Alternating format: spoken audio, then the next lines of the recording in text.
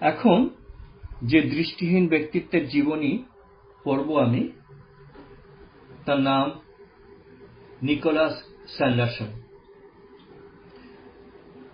দৃষ্টিহীন মৌলিক গবেষণারত বৈজ্ঞানিক বা গাণিতিক কি সম্ভব?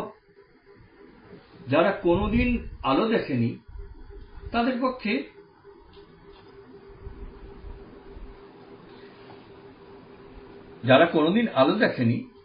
তাদের পক্ষে কি আলো সম্বন্ধে মৌলিক তথ্য সংগ্রহ করা সম্ভব? এই প্রশ্নের উত্তরে নিকোলাস স্যান্ডারসন বলেছেন, কোট আনকোট, সম্ভব। কেমব্রিজ বিশ্ববিদ্যালয়ের অধ্যাপক দৃষ্টিহীন স্যান্ডারসনের জীবন ও বাণী এই উত্তরের সপক্ষে সাক্ষ্য দেয়। ইংল্যান্ডের ইয়র্কশায়ারের এক রাজকর্মচারীর গৃহে 1682 খ্রিস্টাব্দে স্যান্ডারসনের জন্ম হয় এবং জন্মের ঠিক 1 বৎসর পরে বসন্ত রোগে তিনি দৃষ্টিশক্তি হারান। পিতা কিন্তু পুত্রের প্রতিভায় বিশ্বাসী ছিলেন। তিনি গণিতের বহু বিষয় মুখে মুখে স্যান্ডারসনকে বুঝিয়ে দিতেন এবং যথাসময়ে পুত্রকে নিকটবর্তী একটি বিদ্যালয়ে ভর্তি করে দেয়। বিদ্যালয়ে তার প্রতিভার অপূর্ব বিকাশ সাধন হতে লাগল। মুগ্ধ সহপাঠী ও শিক্ষক বৃন্দ বহু বই পড়ে শোনাতেন। স্যান্ডারসনও গণিতের কঠিন সমস্যাগুলিও মুখে মুখে সমাধান করত। এই সম্বন্ধে সাহায্যের জন্য তিনি ছিদ্র ও পেরেকযুক্ত কাঠের বোর্ড ব্যবহার করতেন। পরিবর্তিত এই বোর্ড বর্তমানে দৃষ্টিহীনরা গণিতের সমস্যা সমাধানের জন্য ব্যবহার করেন। যে সমস্ত দৃষ্টিহীন বিশেষ খ্যাতি অর্জন করেছেন তাদের ইতিহাস আলোচনা করলে দেখা যায় যে এদের উন্নতির পটভূমিকায় নিজেদের প্রতিভা ছাড়াও রয়েছে দরদি মানুষের সীমাহীন অবদান। স্যার অ্যান্ডারসনের জীবনেও এর ব্যতিক্রম হয়নি। রেভারেন্ড ওয়েস্ট নামক জনৈক গাণিতিক স্যান্ডারসনকে বিশেষভাবে সাহায্য করেন। জন ডান নামক জনৈক সদাশয় ব্যক্তি স্যান্ডারসনকে কেমব্রিজ বিশ্ববিদ্যালয়ে নিয়ে আসেন। জন ডানের বিশেষ চেষ্টা সত্ত্বেও স্যান্ডারসনকে কেমব্রিজ বিশ্ববিদ্যালয়ের শিক্ষক বা ছাত্র কোনোভাবেই গ্রহণ করা সম্ভব হয়নি।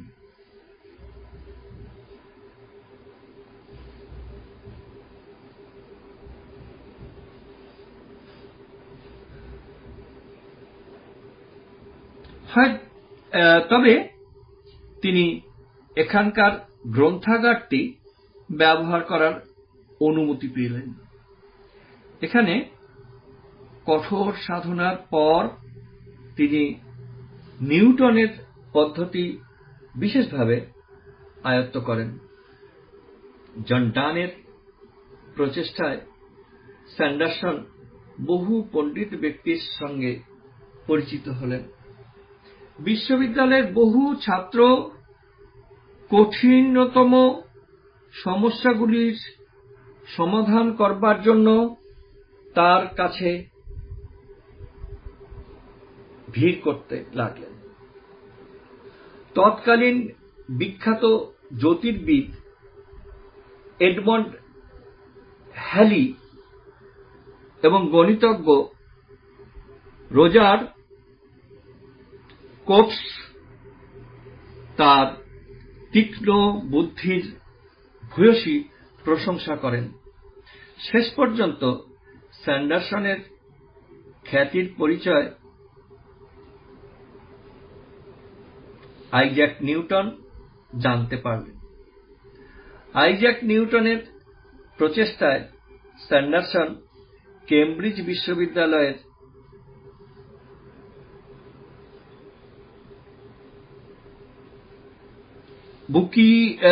বুকাসিয়ান অধ্যাপকের, বুকাসিয়ানটা কোটেশনের মধ্যে আছে, বুকাসিয়ান নয়, আমি একটু ভুল বলেছি, আমি আরেকবার পড়ছি এটা।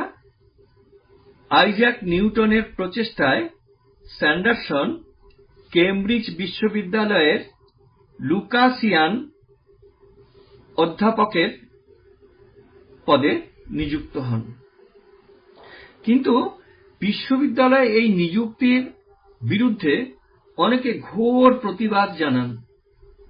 স্যান্ডারসন দৃষ্টিহীন ছিলেন, আর পণ্ডিত হলেও বিশ্ববিদ্যালয়ে কোনো ডিগ্রি ছিল না।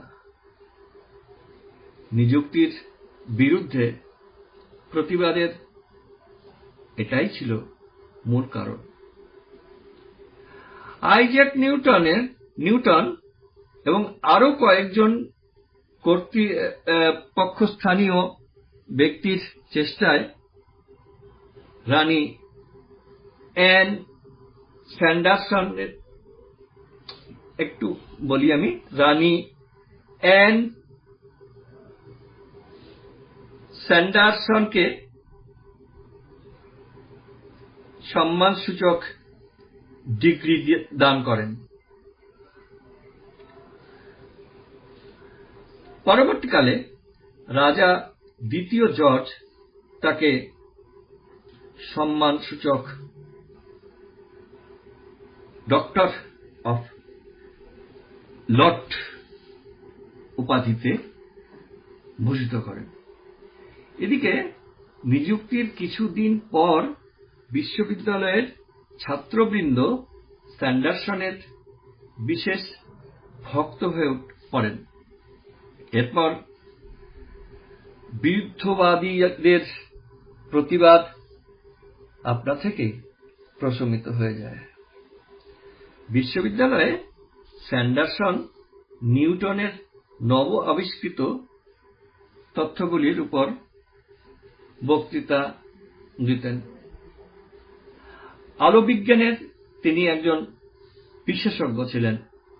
এই প্রসঙ্গে লর্ড চ্যাটারফিল্ড বিস্ময়ের সঙ্গে বলেছেন যে স্যান্ডারসন নিজে কোনো দিন আলো না দেখেও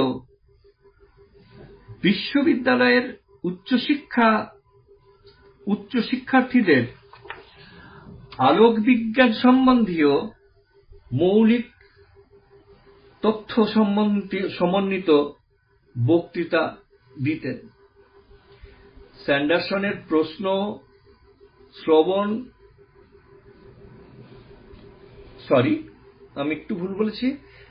স্যান্ডারসনের স্পর্শ, শ্রবণ এবং অনুভূতি শক্তি অপূর্বভাবে বিকাশ লাভ করেছিল।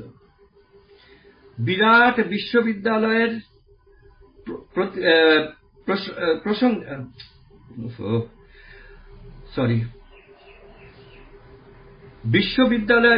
বিশ্ববিদ্যালয়ের প্রাঙ্গণে তিনি একা যে কোনো জায়গায় যাতায়াত করতে পারতেন এবং স্পর্শ ও শ্রবণ শক্তির সাহায্যে বিশ্ববিদ্যালয়ের সহকর্মী যে কোনো জিনিস এবং যে কোনো স্থান চিনতে পারতেন। জ্যোতির্বিজ্ঞানে বক্তৃতা দেবার সময় তৎকালীন আকাশ ও আবহাওয়ার অবস্থান বলে দিতে পারতেন। তার এই শক্তির পরিচয় পেয়ে আইজ্যাকের প্রতিভা সম্পন্ন দৃষ্টি তার, আমি আরেকবার পড়ছি, তার এই শক্তির পরিচয় পেয়ে আইজ্যাকের প্রতিভা সম্পন্ন দৃষ্টিমানরা বিস্মিত হন। কর্মব্যস্ত জীবনে স্যান্ডারসনের অবসর সময় মোটেই থাকত না বলা যায়, তবে তিনি যতটুকু অবসর পেতেন সে সময়ে বন্ধু বান্ধবের সঙ্গে বিভিন্ন আলোচনায় মগ্ন থাকতেন। তার সঙ্গে কথা বলে কেউ তার প্রতি আকৃষ্ট না হয়ে পারত না। তিনি ভালো বাঁশিও বাজাতে পারতেন। অনেক সময় তাকে বাঁশি বাজাতে দেখা যায়। তার ছোট পরিবারটিতে তিনি ছাড়া স্ত্রী, একটি ছেলে ও একটি মেয়ে ছিল। স্যান্ডারসন নাস্তিক ছিলেন বলে অনেকেই কিন্তু বিশ্বাস করতেন। মৃত্যুর পূর্বে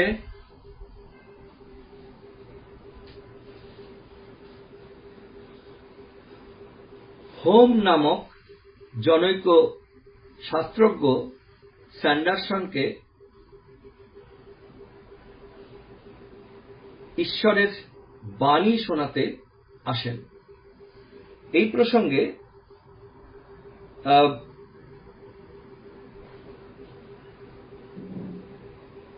দিদেরো যা লিখেছেন, দিদেরো একজন দার্শনিক, এই প্রসঙ্গে দিদেরো যা লিখেছেন তা খুবই চিত্তাকর্ষক।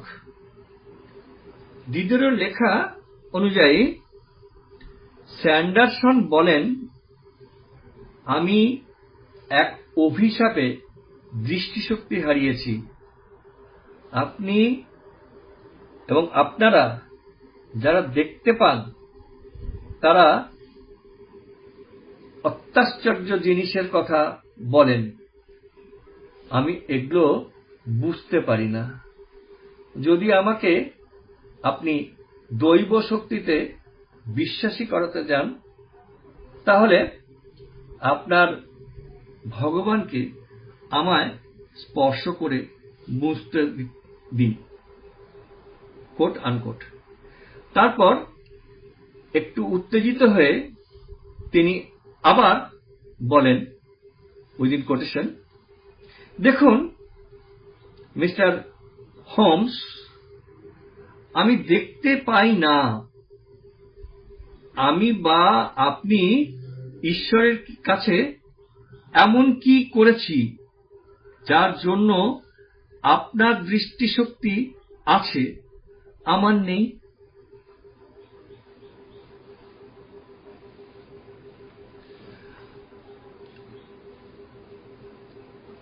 ফরাসি দার্শনিক ভলতেয়ার অবশ্য স্যান্ডারসনের সঙ্গে একমত হতে পারেননি। তার মতে ঈশ্বর স্যান্ডারসনকে দৃষ্টিশক্তি না দিলেও সীমাহীন জ্ঞানের অধিকারী করেছে। স্যান্ডারসনকে উপরিউক্ত পরিস্থিতিতে নাস্তিক বলা যায় না। তিনি মৃত্যুর পূর্ব মুহূর্তে ঈশ্বরের করুণা ভিক্ষা করেছিলেন। অক্লান্ত পরিশ্রম এবং অপরিসীম জ্ঞানের আধিপত্য থাকা সত্ত্বেও তিনি অধিকাংশের স্বীকৃতি পাননি। তাছাড়া মনে হয় তার পারিবারিক জীবন খুব সুখের ছিল না। মৃত্যুর কয়েক মাস পূর্ব থেকেই অসহ্য রোগ যন্ত্রণায় কষ্ট পাচ্ছিলেন। এইসব কারণেই হয়তো তার মন ও প্রাণ বিক্ষিপ্ত ছিল।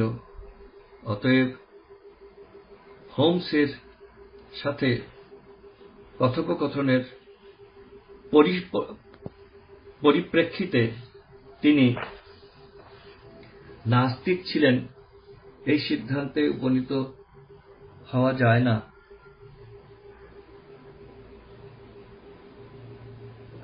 57 বছর বয়সে 1739 খ্রিস্টাব্দে তার কর্মক্লান্ত জীবনের অবসান ঘটে, কিন্তু কেমব্রিজ বিশ্ববিদ্যালয় তার সীমাহীন অবদান এবং ডিডেরোর মতো গুণমুগ্ধ দার্শনিকের স্বীকৃতি ও প্রচেষ্টা তাকে অমর করে রেখেছে। 1752 খ্রিস্টাব্দে তার কিছু প্রবন্ধ স্ত্রী ও কন্যার প্রচেষ্টায় মুদ্রিত হয়। গণিত শিক্ষার জন্য বর্তমানের দৃষ্টিহীন ছাত্ররা যে সরঞ্জাম ব্যবহার করেন তার আদিরূপ স্যান্ডারসনেরই উদ্ভাবিত। কেমব্রিজ বিশ্ববিদ্যালয়ে স্যান্ডারসনের পাণ্ডুলিপি এখনো পর্যন্ত সযত্নে রক্ষিত আছে। দৃষ্টিহীন সাহিত্যিক, দার্শনিক ও সঙ্গীতজ্ঞ পৃথিবীর ইতিহাসে বিরল নয়, কিন্তু স্যান্ডারসনের মতো বিশ্ববিদ্যালয়ের খ্যাতিসম্পন্ন জ্যোতির্বিদ ও গাণিতিক বিশ্বের ইতিহাসে সত্যই বিরল।